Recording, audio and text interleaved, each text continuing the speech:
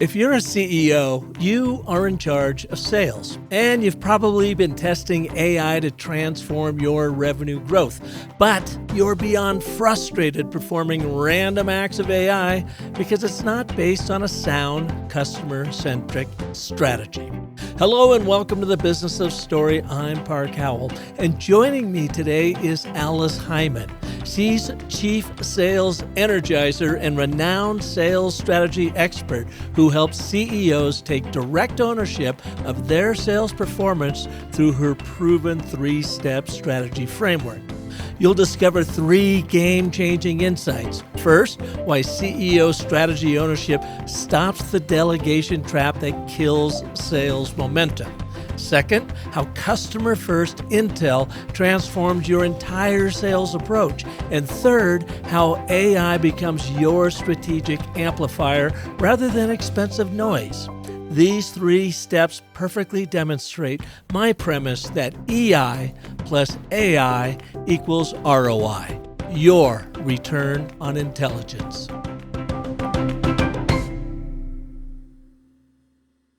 Man, am I excited to tell you about a new development with the StoryCycle Genie, and that is our free brand story grader. So if you've ever wondered how powerfully your brand story is showing up in the world, just go to StoryCycleGenie.ai, click on the little button that says Get Your Brand Story Assessment, provide it your name, your email, don't need a credit card, and the URL that you want the Genie to assess. It's going to come back to you with a grade. You might be an A+, you might be an F-, or probably somewhere in between. And it's going to show you how it assessed or audited your brand story using 14 critical storytelling segments that need to be a part of your overall brand story. So check it out at StoryCycleGenie.ai. And here are just a few of our first users' thoughts on what they experienced, how they were enthralled by the StoryCycle Genie.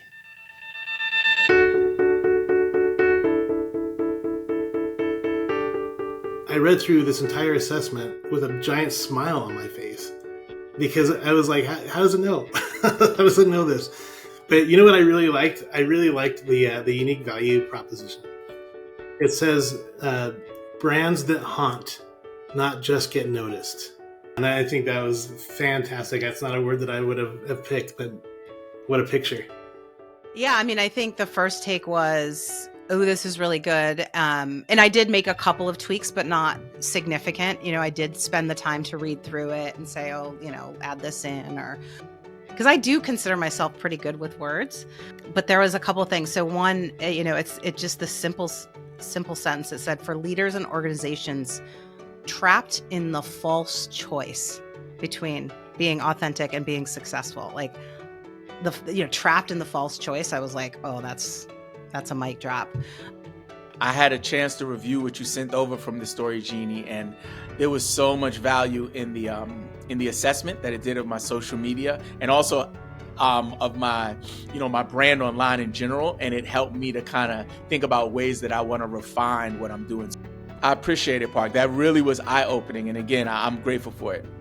At one point, I was thinking back to actually where was it? When I was at Equality Health, and they had hired this agency to do all this branding, story, messaging, blah, blah, blah, all this stuff. And they paid a crap ton of money.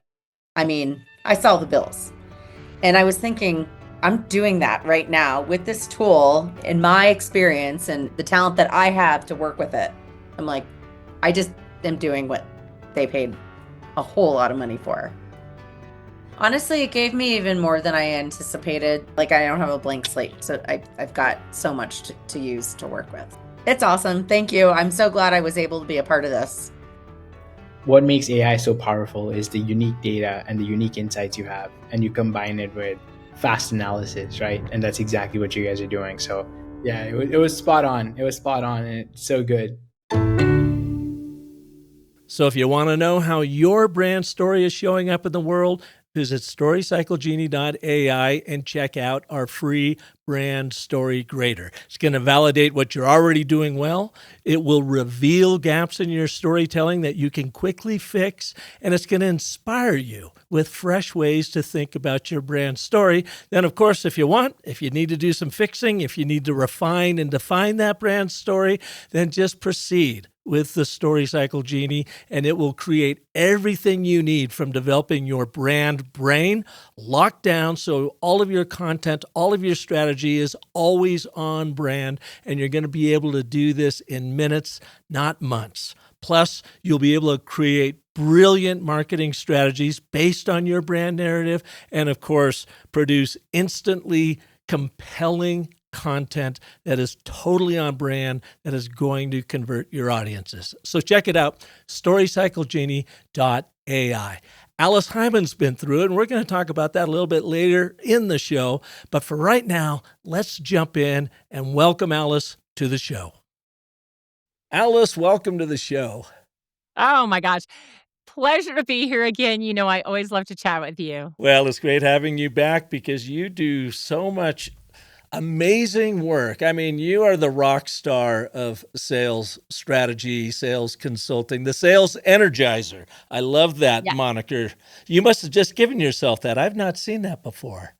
Yeah, I forgot who said that. And then I was like, oh, Chief Sales Energizer. I love that. I love that a lot. That's where I got mine, the world's most industrious storyteller. I had a client tell me that one day, and I go, I love that. I'm going to take that. So it is. It's a really good one. And, you know, you helped me so much with my brand when I wanted to kind of pick things up and do a better job and redo my website. And the words that you gave me, I still use today every single time someone introduces me or I put information out. It's on my LinkedIn. And the short words are, I elevate sales to increase valuation. there it is. There's the bottom line. Right? Now, who I do it for, of course, you can add that on, tech CEOs, right? But if somebody says, what do you do? It's like, hey, I elevate your sales to increase your valuation. Oh, they say, how do you do that? Right? That's remarkable. That's a story in a short little sentence. It is. That's the ultimate teaser right there. The other one I really liked, and it was the position you came back to me with after we worked through everything, is you said, you know who I'm really working with are CEOs. It's not so much the sales enablement people. I mean, I can help them and I can help the chief marketing officer, but it's really the CEO. And you said this, and I love this line, if your CEO and your sales suck, it's your fault. Yeah, it's true though. It's so true, right? The CEO is usually the sales prevention department and they don't even know it, right? I mean, the sales it's prevention just department. crazy, right? But yeah, I think when I niched into CEOs, I'm going to say, I know for sure my revenue increased and my profitability increased, but also everything just got easier, right? Because you helped me with that. It's like I was just speaking to one audience only, and it became so much easier when I was more kind of sales general and talking to, you know, VPs of sales or CMO, like a group of people. It was so hard. But now I just speak to CEOs and it makes it easy for me to write everything that I write because I know who my audience is and I can imagine them in my mind, the CEOs I've worked with. I kind of conglomerate all of them and then speak to them, right? So that helped tremendously also. And I want to say one more thing. I know the audience is like, well, okay, what are they going to talk about today?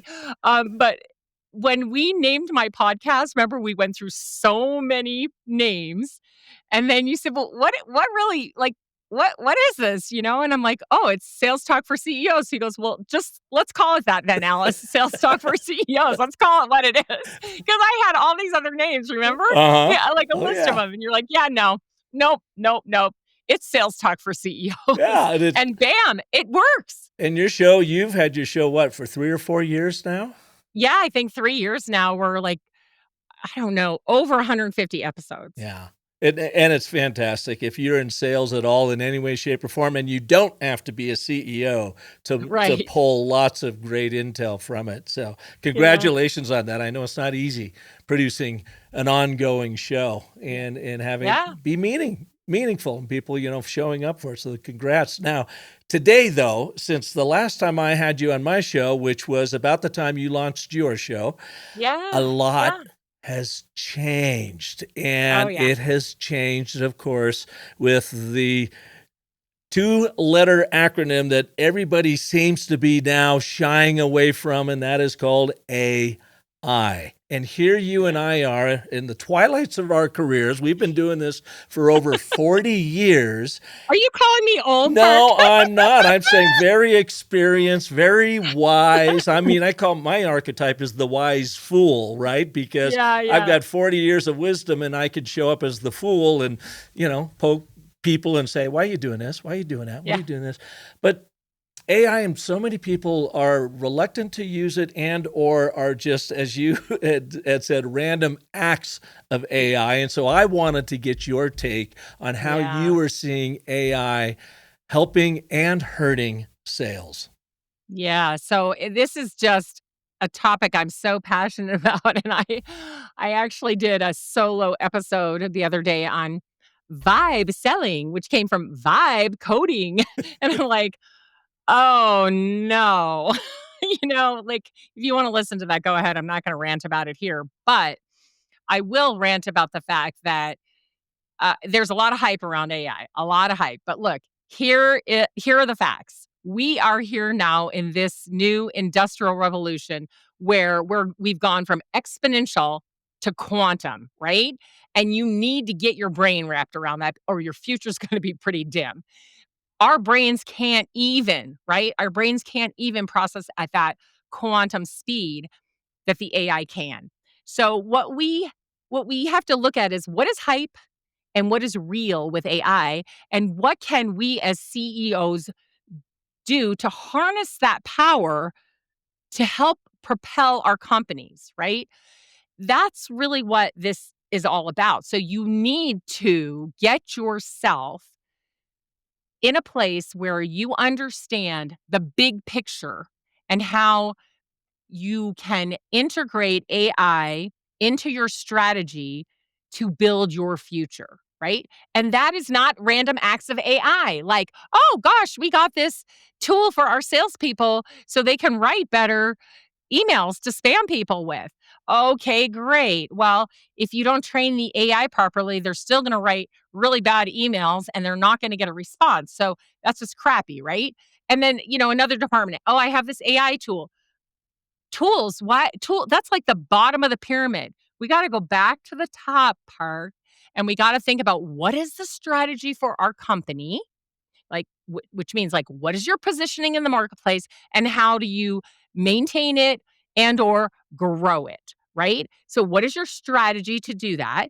And then your go-to-market strategy falls out of that, and then you can start to look at now, how can AI help us?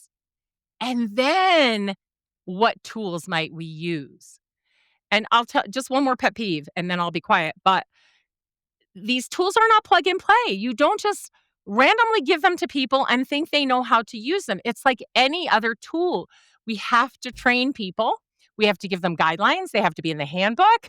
This is how you use these tools. This is what they're for. This is what they're not for. This is how, and then the training for them. And then we have to retrain. And then we have to have expectations and hold people accountable, right? Otherwise, it's just here's another expensive tool we're paying for. So it goes back to the old-fashioned days of 3 weeks ago where you have to start with strategy. First and foremost, to sit down in the room, and you can actually use AI for discovery and research, and you've got to vet what's coming in to make sure that it's Yes. accurate, but you've got to do the good old-fashioned brainstorming and figuring out what your strategy really is. Yeah. Yeah. And I mean, yes, you can use AI to help you with a strategy. What can you do? Well, you can use it to analyze the marketplace, right? You can use it to analyze, some things that are going on in your business. You can use it to gather information on anything thing that you want to gather information on. And then you can take that and synthesize it, right? But don't expect it to build your strategy because your brain, you're the CEO, you're the founder, probably. You have the vision, right? So that's you. Don't let AI tell you what to do. You have to decide that in your heart. Like, what do I want to do? How do I want to make a difference? How do I want my company to help me make that difference? How do I want to spend my time making a difference? You better know those things before you put a strategy down, because if that strategy takes you in a direction where you're not going to be happy, how well can your company possibly do? So it starts with you, CEO, founder, and then you build that strategy for your positioning in the marketplace and how to improve it. And then from there, everything else is easier because it just falls out of that.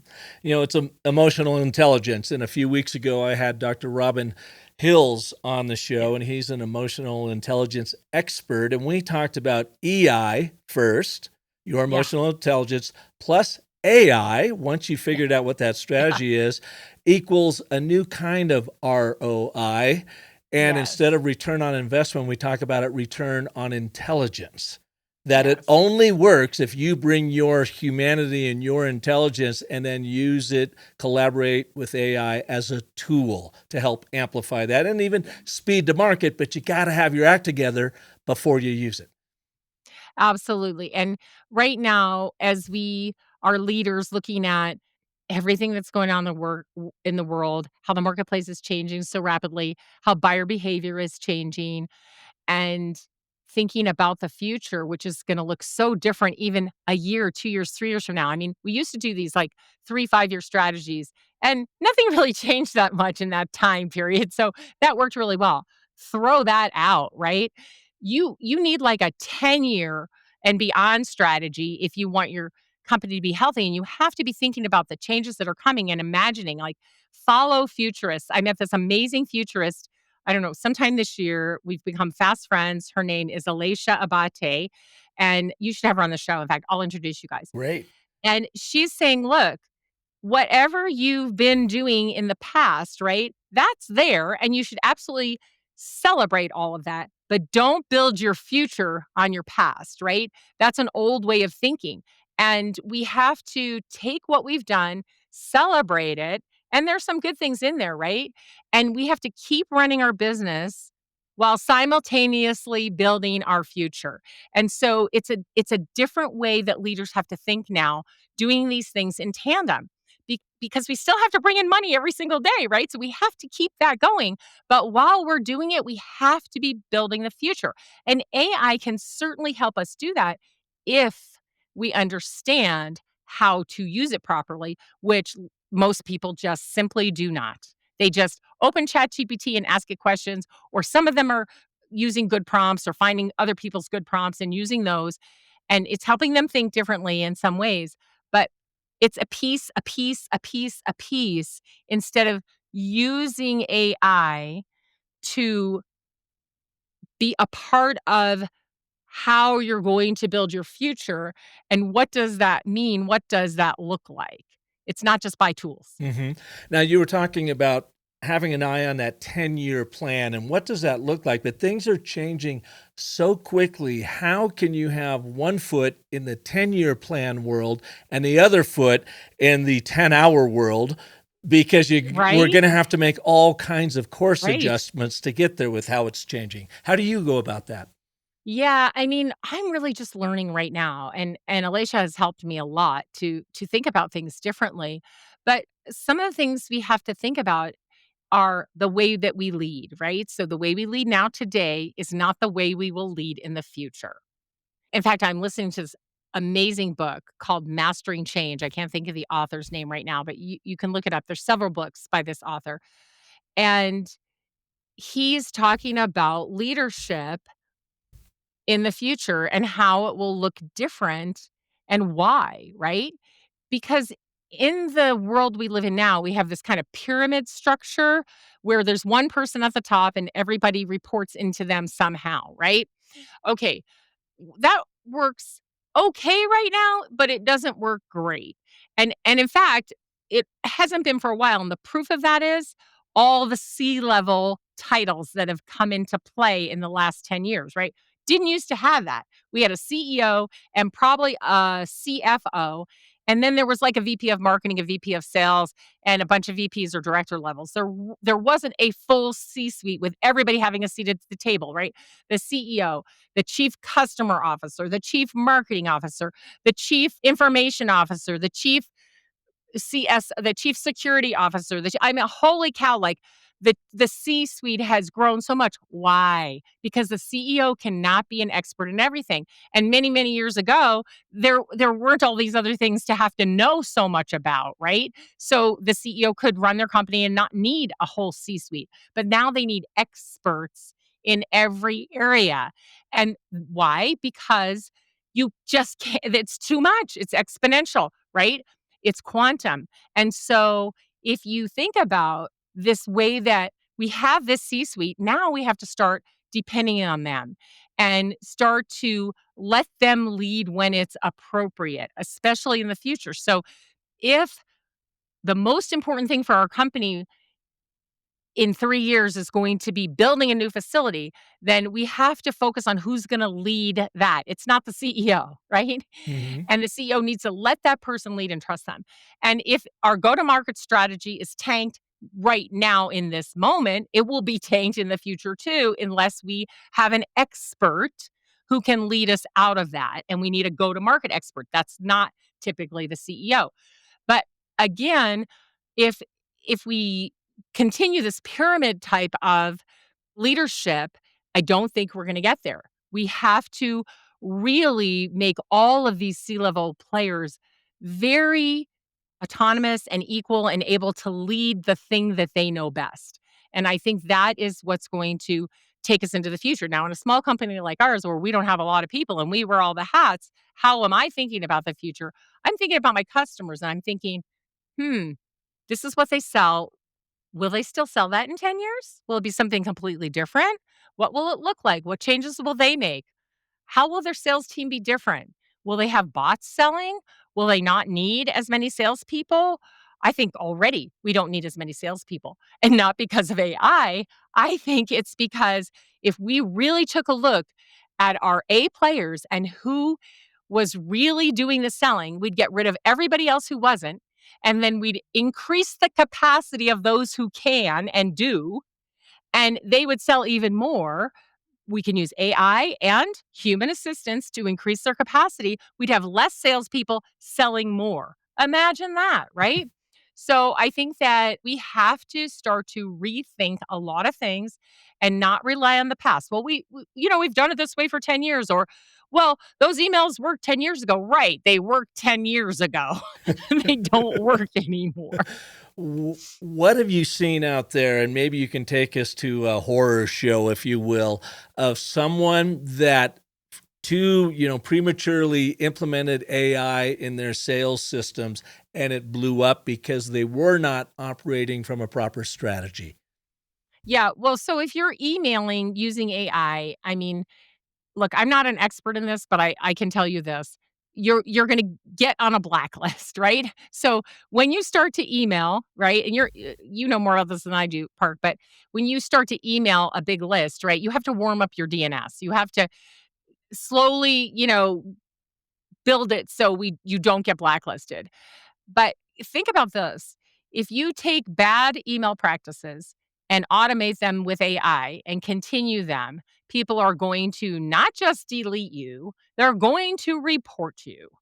And because I'm sick of it. I use that little button on my Microsoft all the time to say that this is phishing, this is spam. I'm reporting them. I don't want any more of this crappy email.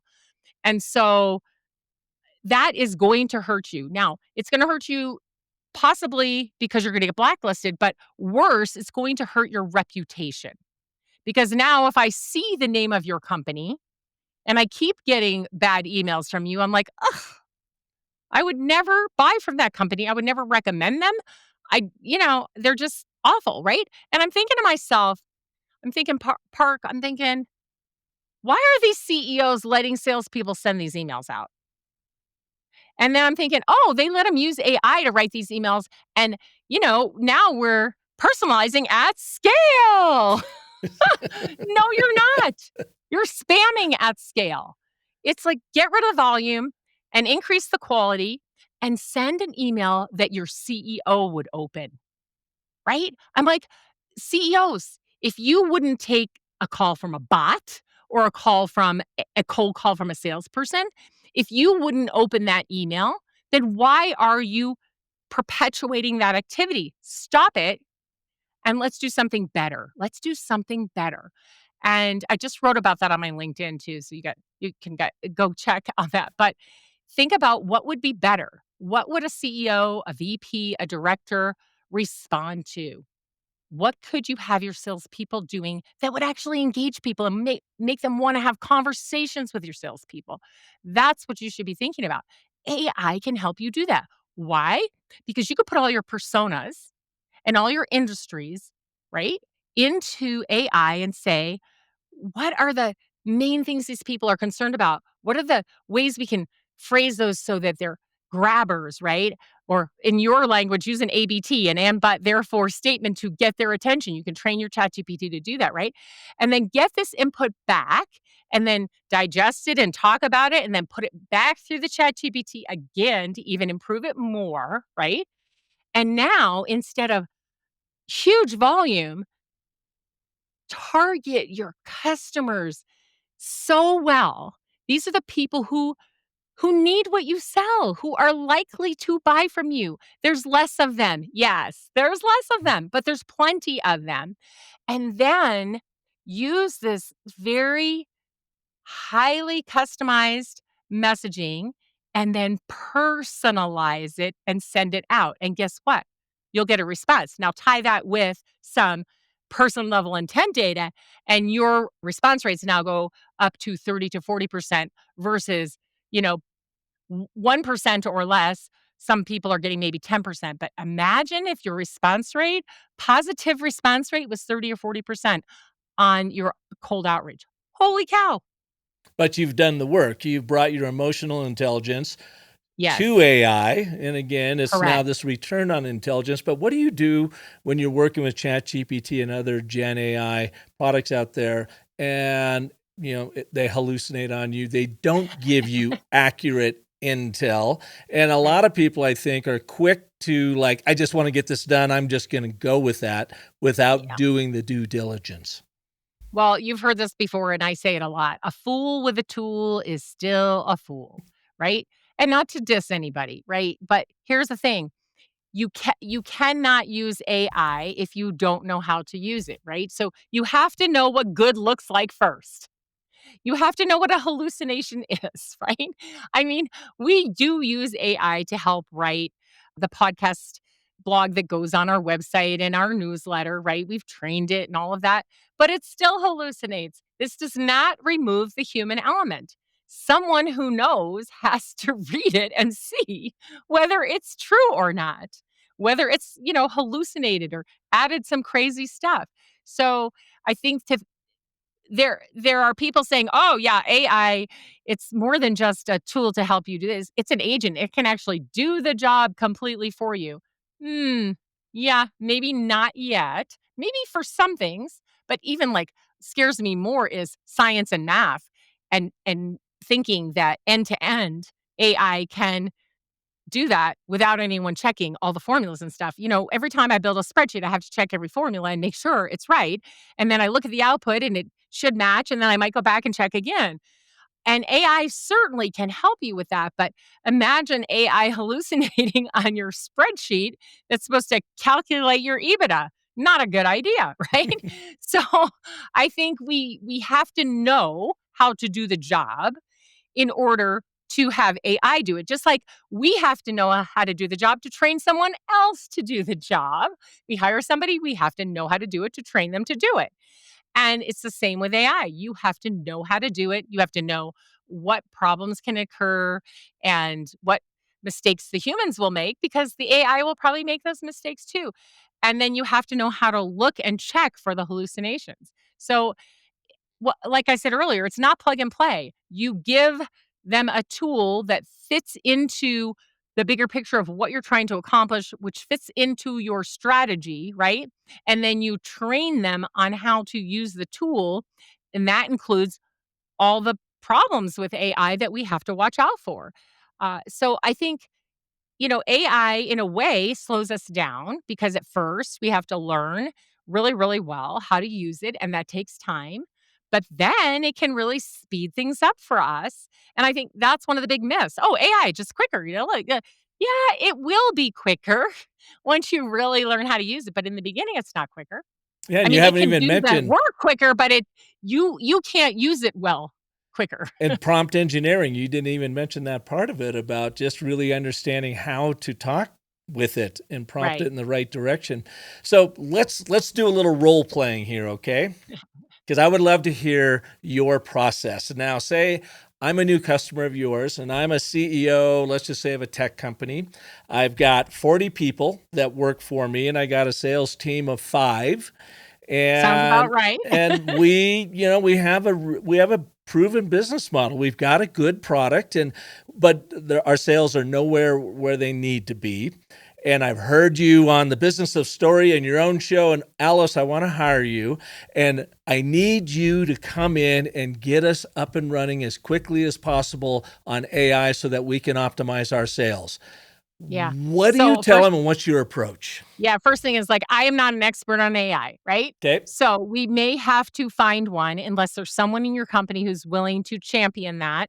I can tell you what we need to look at and what needs to happen, but I'm not the expert on apply AI here this way with this tool. That's not me. So that's the first thing I'll tell them. And second thing I'll tell them is let's have a look at your strategy. Now, I find, here's a funny thing. I've been thinking about this for a long time and I've heard some people talking about it. We have this term for companies, strategic planning. Okay. So break that down. What is that? Strategic planning. We're planning our work strategically. We're planning a strategy. What are we doing? And I've watched a ton of companies do strategic planning, and it's all about what department needs something and how we're going to get it to them.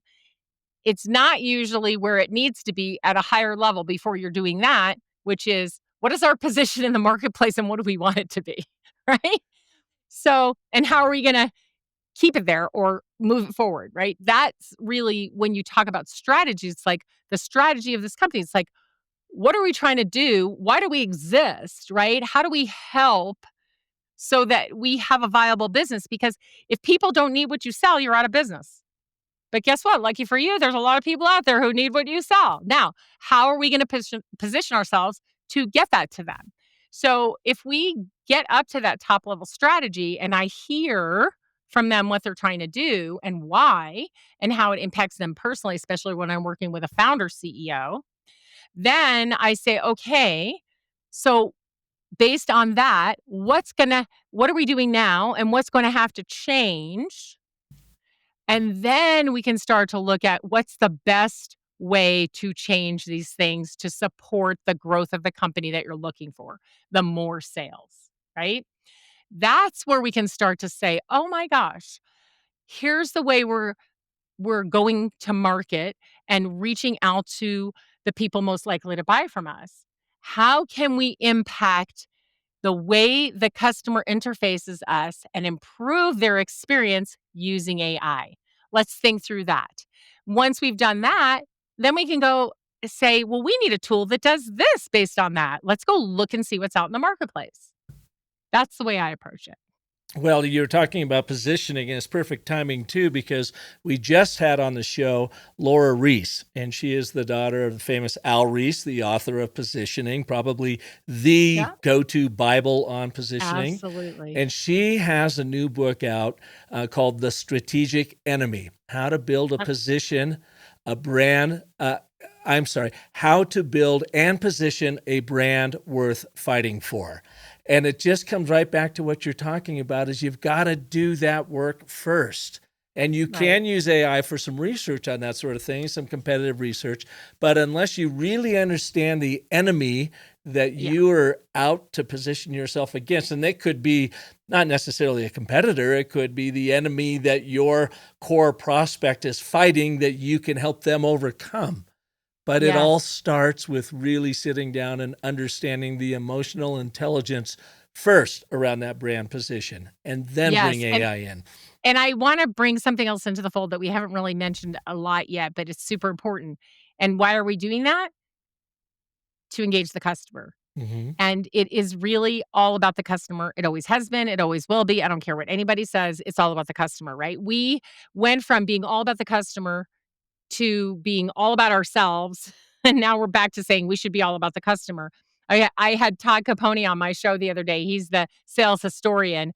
And he was talking about how this evolved. How did we get away from being customer focused? Now, one of the things I was ranting about in my vibe selling solo episode was use AI to understand what the customer's thinking. I was like, what? Wait a minute. Like, you have customers. You need to ask them what they're thinking. Don't depend on AI. It will definitely hallucinate. Plus, did all of your customers download their brain of what they're thinking about your product and service into AI? They did not. How could AI possibly know that? That is not the way you do it, right? Mhm. So, your position in the market is whatever your customers think it is. Yeah. And you better go ask them. And AI cannot do that for you. Now, AI could help you build some sort of a survey or a questionnaire. It could help you build the call plan to use when you call your customers to ask them a good set of questions. Absolutely. But mostly you just want to be human and, hey, Park, you've been buying from us for 15 years now. Your company, we love working with you. You've been so successful. You know, what do you think of when you think of us? Like, what are the words that you use to describe us? If you had to tell somebody else, hey, use Alice's, service, what would you say to them, right? You got to get that out of the mouths of your customers and not just anybody, your customer, the decision makers. And if there's 3, 4, or 5 of them, they may have a different opinion of that. So you want to listen to all of them. When you get that, that is so valuable, right? You can put all of that into AI, and then it can help you change your messaging to represent what your customers said about you. And it can help you build really good messaging around that, just like we do in Story Genie, right? Mhm. And so I think that we have to be careful what we use AI for. Is it the gathering of the information or it will think like your customer thinks? No. I think we do that part. We call and find out exactly what our customer thinks. Then we can take that data and put it into AI, and it can help us make really good use of it. And one of the things that we talk a lot about with the StoryCycle Genie is it does not replace you or your intelligence, it amplifies it. And so you have to bring your intuition to it. You have to bring your interviews, your customer interviews to it. You have to bring your own business intelligence, your hard-earned experience, and you bring that together, and then you collaborate with AI to make it even more special. It's that return on intelligence. And you were talking about talking to your customers. I had a call that came in about 2 months ago for a training for a healthcare company, a medical company. And the guy said, I want to do all the story training and all that, and I want to teach my people how to do that. But what I really want from you is to teach us how to do customer discovery so we really understand our customer. And I'm like, well, don't you just talk to them? I mean, and maybe I'm dumb, and I probably am. I'm not a Well, absolute he sales probably expert, but didn't think of it, right? don't Or you just doesn't know how talk to to them? do it. Yeah. How do you do Yeah, it? you Pick up the just talk to phone. them. That's right. But I don't know why that just eludes people. It really does. But you get that intel, and then you use AI to help amplify it. So how are you using AI in your own business to help sales? Yeah. So I am trying to learn how to use it better. So right now, honestly, what I'm doing is learning what are all the different uses for AI. I am in a group called Pavilion, which is a membership organization that's worldwide for go-to-market professionals. And we held an AI roundtable the other day So we had one person who has been becoming an expert in AI. She knew quite a bit. And then everybody else who was just at whatever level they were, some were so beginners and some were a little further along. And we were talking about, well, just what you asked me, how are you using AI? What are you using it for? And as I listened to them, I was like, oh, hadn't thought about that. Hadn't thought about that. Right. So I think the first thing that any of us can do is just learn about AI in general, what uses it has, what it's really good at, what it's not as good at, right? And think about what things we should do and what things the AI should do, and then how we bring those together. So that's what I've been doing lately, just thinking about that. And I am using the StoryCycle Genie to help me talk about the things I want to talk about and stay on brand and kind of repeat myself, right? Because what we know is that any thought leader, right, has to have some topics that they always talk about, and they need to gather information and synthesize it and come out with something, an opinion, something new about it, or something different about it, right? So, in trying to do that all the time, it's a lot of work Mm. because you got to do a lot of reading, which I do anyway, but it's still a lot. And so, I'm using it that way to try to help me stay on brand with these are the 3 things I always talk about, and there's others too, but, like, those are the 3 main things. They should creep into everything, and it, kinda stems around the what CEOs need to know about sales, go to market, all that stuff, and that is helpful. I use it a lot for research, and when I'm helping my clients who are doing random acts of AI right now, and I'm trying to move them towards being more strategic, that I'm like, "Hey, a really good use for the AI tool that you have purchased is research, but let me show you how to do that research." And it's only augmenting because you, a human, still need to look at certain things, right? And so I think, I use it for research and it works really well. I use it personally for things I want to research. Like, I'm having my book club over tonight. We read The Tea Girl of Hummingbird Lane, a great book. I highly recommend it. And it's based in China and like all very accurate to the time and everything. And I wanted to put on a little Chinese tea party. That's probably not the right word for it, but have the right kind of tea, have the right kind of biscuits, all the stuff that we should have. And ChatGPT planned it for me, right? Okay, that was great and fun. I have another friend who planted her whole garden, even with how many of each thing to plant to take up the square foot of blah, blah, blah, blah, blah. Worked really well for that kind of stuff. So I think a great thing to do, and I'm doing, is practice on yourself, right? And that will help you think of ways you can use it in business too. Mm-hmm. So, yeah, so that's what I'm doing. I'm really in a learning stage, right? Like, yes, I'm using it. I'm doing random acts of AI myself, right? I have it help me write. I have it help me think of things. I have it help me design things. And I actually designed my first picture with AI. I posted it on my LinkedIn. It was pretty funny. But hey, it took 3 iterations and I was like, I don't have any more time. I'm putting this one up. And it wasn't bad, right? But I'm learning and I did it on something fun. So it didn't really matter. So I would say don't take yourself too seriously at first and, start to use AI. But more than that, study what is AI, how does it work, what is it best for, and then when you feel confident in that, then when you take a look at your own strategy, you can see where it will fit in. Mm-hmm. Well, you have been through the story cycle system the old-fashioned way when it took Yes, us I several have. months to put it Yeah, together, and yeah. you've used the story cycle genie now that can do it in several minutes. What has been your experience with that?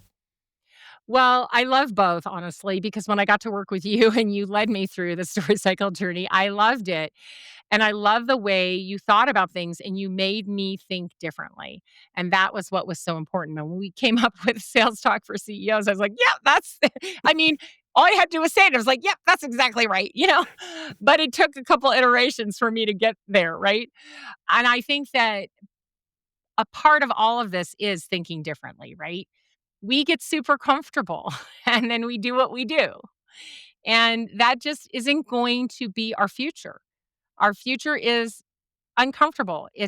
We've got to stretch. We have to learn. We have to think differently. And if we don't, right? We're just our future's going to be pretty bleak. So whether it's for work or your family, it's the same thing. You have to start to think differently because the world is different. It's impacting you differently.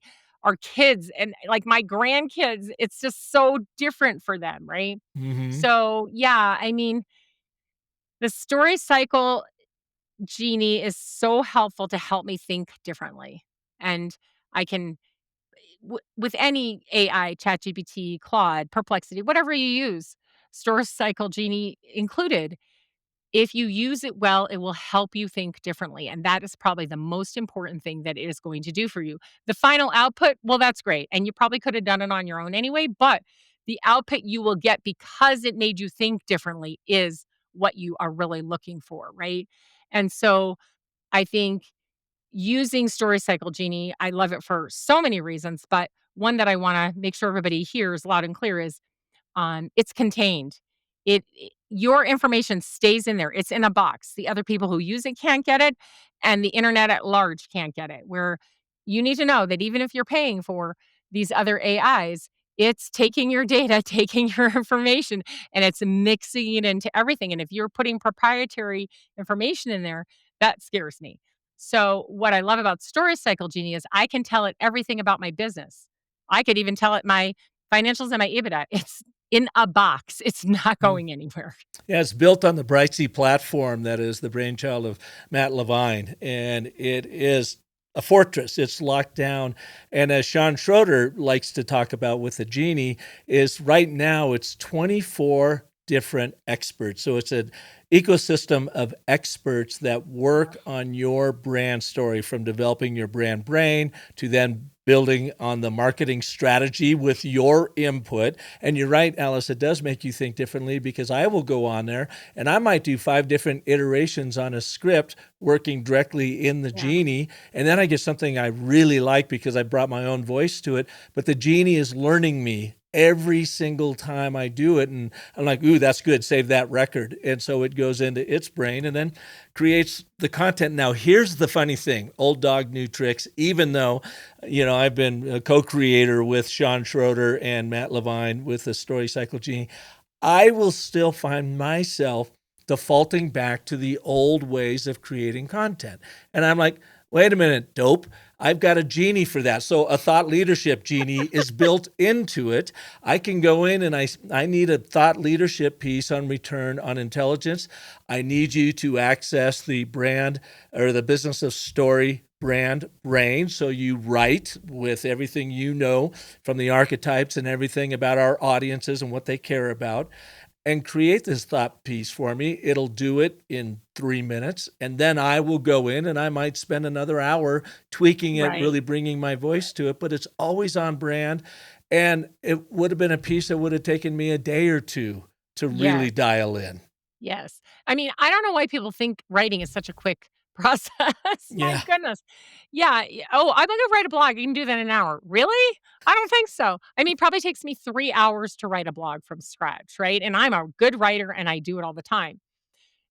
And then after I write it, and then I might like sit on it and then take another hour on it. So Mm-hmm. the StoryCycle Genie speeds it up. It does that 3 hours for me so I can do 1 hour. Yeah. The other beautiful thing about Brightsea is it's enterprise ready. So a large enterprise can come and plug into it using the APIs. They can build their brand brain, lock that Yeah, down so right. sales and marketing can't mess with it, but they have access to it, and then they can create their content from that. And it bridges that gap that you always see in sales and marketing, which has always boggled my mind in 40 years, is how come those two departments don't talk to each other? Oh my gosh. Well, let's not go down That's a that whole other rabbit hole right now. episode. I mean, my name is Alice, and I have been known to go down rabbit holes, but we're not going there right now. Well, Alice, this is great. Any last words of wisdom relative to sales strategy and AI that you would love to share with our audience? Well, I think, your strategy for sales, right, is to be positioned in the marketplace this way so that it is frictionless for people to buy from you, right? You're growing and expanding in that. And I think what I want everyone to know is writing better emails is not the answer to increasing sales. Sales is not hard. even when you have a complex sale. Sales is about talking to humans and understanding what they need and seeing if you can help them and solve their problems, right? And it's about making sure they can use what you sold them successfully, right? This all in the back end. But on the front end, really, when you're trying to reach the people who are most likely to buy from you and you've keenly targeted them, cold outreach is not the best way to get to them. There are so many other ways. So don't ask, how can the AI help me write a better email? Ask, how can I get the people most likely to buy from us on the phone with our sellers and engaged in a conversation? Ask AI that, right? So send a better email?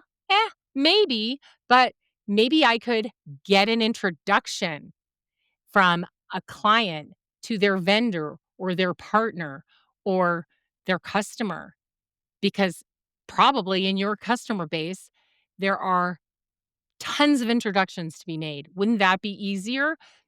Perhaps you could have an event and invite all of the right people to that event and bring them marvelous insights and help them network and know each other and bring them tremendous value and then continue the conversation. There are lots of things you can do, and AI can help you think of those and how to do them.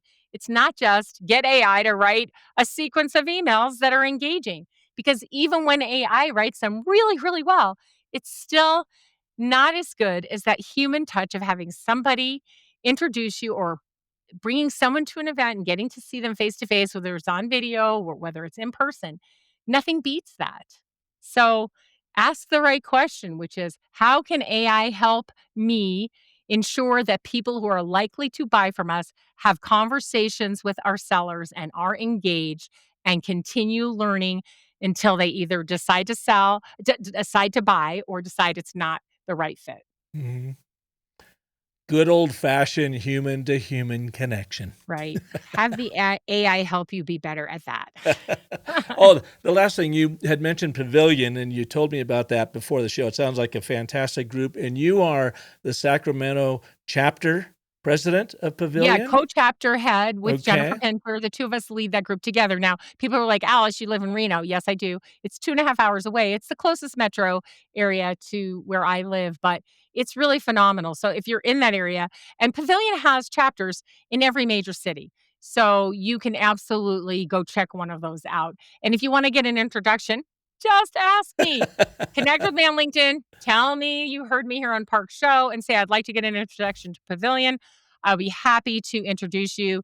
If you are a CEO or any kind of go-to-market professional, you will love this group. Super supportive, so much education, and so much in-person networking, right? And talking, having like serious conversations about things like AI so that we all help each other learn and grow together. Yeah. Well, my co-creators, Matt Levine and Sean Schroeder, happen to be right in the Sacramento area. So I've got to connect you guys. Yeah, I would love for you to meet them. That will be awesome. That would be awesome. And I'm going to remember to introduce you to my new friend, Alicia, because you will love her topics. Oh my gosh, talk about storytelling and the future. Woo, she's great at it. Oh, please do. I'd love that. And thanks, Alice. It's always a hoot speaking with you. You're always filled with so much energy, enthusiasm, and brilliance around sales. So it's great to have you back on the show. Oh, thank you.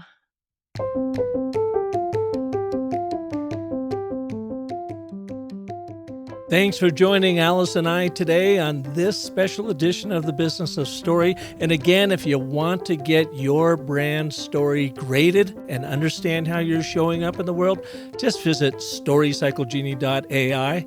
Click on that little white button there that says Get Your Free Brand Story Assessment. Enter your name, your email, don't need a credit card, and the URL that you want it to examine, and it's going to blow you away. Check it out at StoryCycleGenie.ai.